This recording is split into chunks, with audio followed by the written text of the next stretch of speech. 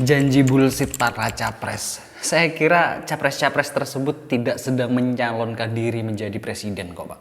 Tapi mereka sedang menyalonkan diri menjadi dewa. Karena apa? Seolah-olah sebelum mereka menjadi presiden, caleg, bupati, gubernur, semua yang diinginkan oleh rakyat itu bisa dipenuhi. Tapi realisasinya nol besar. Ya kita lihat lah dari ketiga paslon yang ada. Amin, Prabowo Gibran, Ganjar Mahfud, semua mengobrol-ngobrol janji. Pertanyaannya ketika mereka jadi, apakah mereka yakin bisa merealisasikan janji mereka terhadap bangsa ini? Saya ucapkan selamat datang di Narato, kita bahas janji bullshit para capres. Masalah utama negeri ini ya kesenjangan sih, Pak. Hal ini kata Prof. Mahfud jelas diakibatkan oleh korupsi. Prof. Mahfud mengatakan jika tidak ada korupsi khususnya di sumber daya alam, setiap dari kita itu mendapatkan uang cuma-cuma 20 juta per bulan. Berarti kalau 1 tahun sumber daya alam itu menyumbang 70 triliun, Pak.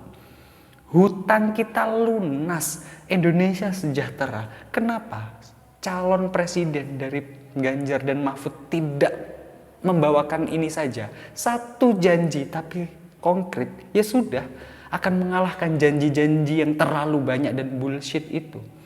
Apakah sudah yakin sebetulnya bahwa Prof. Mahfud tidak bisa mengatasi hal itu? Kalau Prof. Mahfud nggak bisa mengatasi hal itu, kenapa ngomong? Kalau saja di dunia pertambangan ini kita bisa menghapus celah-celah korupsi, maka setiap kepala orang Indonesia itu setiap bulan akan mendapat uang 20 juta rupiah tanpa kerja apapun. Berarti kan segitu kayanya negeri ini. Malah sekarang janji-janji yang diobrol itu malah janji-janji yang memberatkan negeri. Asal kalian tahu, kita sudah memiliki hutang itu 8.000 triliun lebih. Bahkan menurut salah satu anggota DPR dari fraksi Golkar, Pak Misbahun, dia mengatakan hutang Indonesia itu bukan 8.000 triliun, tapi lebih dari 16.000 triliun. Wow, segitu besarnya. Kira-kira apa solusi dari para capres? Apakah ada capres yang bilang kalau saya menjadi presiden nanti hutang Indonesia akan lunas? Kalau saya menjadi presiden, kita tidak akan hutang. Apa ada? Enggak. Bullshit semua ketiga-tiganya. Kita bahas satu persatu, Pak. Paslon pertama Amin. Katanya, kalau Muhaimin menang dan Mas Anies menang, BBM gratis. Kalau BBM gratis, berarti subsidi untuk BBM saja itu lebih dari 400 triliun setiap tahun. Negara kita ini setiap tahunnya minus 500 sampai 1000 triliun. Jadi kalau Amin menang itu tidak mengurangi kekurangan APBN, malah menambah. Belum lagi ibu hamil dikasih 6 juta per bulan atau satu periode, saya nggak tahu ya. Pokoknya dikasih 6 juta. Bagus memang tujuannya untuk menekan stunting, tapi pertanyaannya uangnya dari mana? Yang terakhir, kalau menurut saya adalah program yang terlalu muluk-muluk dan sulit untuk direalisasikan. Membuat dana desa menjadi 5 miliar. Saat ini saja, dan di mana dana desa itu cuma 1,1 miliar, 1,3 miliar, uang negara yang dikasih ke desa itu hampir 60 triliun. Kalau 5 kali lipat, berarti kan 300 triliun. Tadi janji mau gratisin BBM, ibu hamil, plus dana desa. Berarti kan hampir 700 triliun. Pertanyaannya dari mana? Berarti kalau Amin jadi, utang Indonesia setiap tahunnya pasti akan nambah. Prabowo Gibran ngasih makan siang gratis. Ya memang bagus untuk menekan stunting. Tapi budget yang dikeluarkan 400 triliun. Dari mana pertanyaannya? Yang terakhir, Ganjar dan Mahfud. Kalau mereka menang, mereka memiliki janji mau menggaji guru 30 juta per bulan. Di Indonesia kurang lebih ada 3,3 juta guru. Kalau dikali 30 juta per bulan, artinya hampir 100 triliun per bulan atau 1.200 triliun per tahun. Berarti kalau paslon 3 menang, hutang Indonesia nambah 1.000 triliun. per tahun. Kalau sampai nggak ada yang memberikan solusi bagaimana kita bisa berdikari, bagaimana kita tidak bisa hutang, artinya siapapun yang menang di antara ketiga paslon, kita akan terus hutang. Mana solusi konkretnya? Kalau kita baca visi misi ketiga paslon, banyak Pak, banyak banget. Tapi tidak benar-benar menyelesaikan masalah. Saya berharap penuh sebetulnya dengan Prof. Mahfud karena saya adalah orang yang sangat mengidolakan Prof. Mahfud. Dia menurut saya ya pendekar hukum. Kenapa tidak menjual janji yang menumpas korupsi aja? Kalau saya jadi presiden, korupsi saya pastikan akan hilang dalam waktu berapa tahun. Kalau tidak hilang saya turun. Pak Prabowo yang katanya cinta, patriot, bilang aja juga seperti itu. Mas Anies, saya bilang aja karena katanya ekonom. Bilang saja. Di waktu sekian Indonesia nggak akan hutang. Di waktu sekian kita akan melunasi hutang supaya kita bisa berdikari. Tapi ketiga paslon kenapa tidak ada yang memberikan solusi konkret?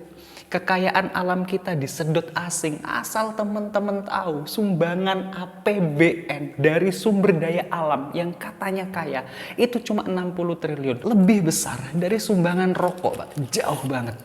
Rokok yang katanya kebiasaan negatif orang ini menyumbang 200 triliun. Berarti ada sesuatu yang tidak baik-baik saja dengan bangsa kita. Mana ketiga pemimpin atau calon pemimpin ini memberikan solusi akan hal ini? Kalau negara sejahtera, sumbangan sumber daya alam kita banyak, ya kita akan menjadi negara maju. Tapi susah kalau hanya mengobrol janji untuk menjadi negara maju, Pak.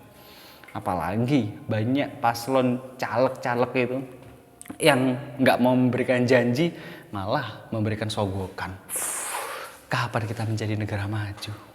Tidak semua pemilih itu aware dengan internet. Tidak semua pemilih itu bisa mengakses visi misi Anda, para calon. Ya seharusnya Anda jangan terlalu banyak mengumbar janji-janji. Berikanlah kami satu janji. Apa yang menurut kalian bisa kalian lakukan. Misalkan mau menumpas korupsi, mau mengembalikan kekayaan negeri, mau memberantas kemiskinan. Udah satu saja. Daripada banyak janji dan hasilnya bullshit. Makanya orang-orang berpendidikan seperti Panji Pragiwaksono yang saat ini masih belum memiliki pilihan, ya nggak salah. Saya juga masih bingung di hari-hari mendekati pemilu, kenapa kok para paslon itu semakin absurd, semakin nggak bisa disebutkan lah. Rasanya tuh semakin kayak kanak-kanak. Itu presidennya Pak Anies, entah itu Pak Ganjar, entah itu Pak Prabowo, minimal bantuannya ya buat anak-anak. Minimal sebulan itu 2 juta ya buat poya-poya. Top up FF, beli jajan. Jadinya nggak minta orang tua lagi. Kalau yang bisa memenuhi syarat itu setuju, nanti saya kerahkan anak-anak Indonesia untuk membeli bapak-bapak semua. Saya tuh pernah dulu punya teman namanya Lukman. Mamanya Lukman jadi TKW di Malaysia. Dia bilang ke saya, nanti kalau mama saya datang, kamu mau apa nih, Am? Dengan polosnya namanya anak kecil. Saya bilang ke Lukman, saya pengen mobil Lukman. Oh iya, saya belikan. Mau apa lagi nih, Am? Saya pengen mainan ini satu toko. Iya, saya belikan. Lah keadaan capres-capres itu seperti Lukman. Kayak seolah bisa mewujudkan semua keinginannya masyarakat. Tapi realitasnya nanti ya pasti kita semua sudah bisa membayangkan. Di konten kali ini sebetulnya saya ingin mengingatkan kita semua, khususnya penonton Naratalk. Ayo kita harus kritis lah, mulai kritis kepada paslon-paslon tersebut supaya mereka nggak ngebullshit, supaya mereka benar-benar bisa merealisasikan apa yang menurut mereka bisa membuat kita semua menjadi bangsa yang sejahtera. Mungkin itu saja dari saya. Mohon maaf kalau saya agak tengil. See you and good luck.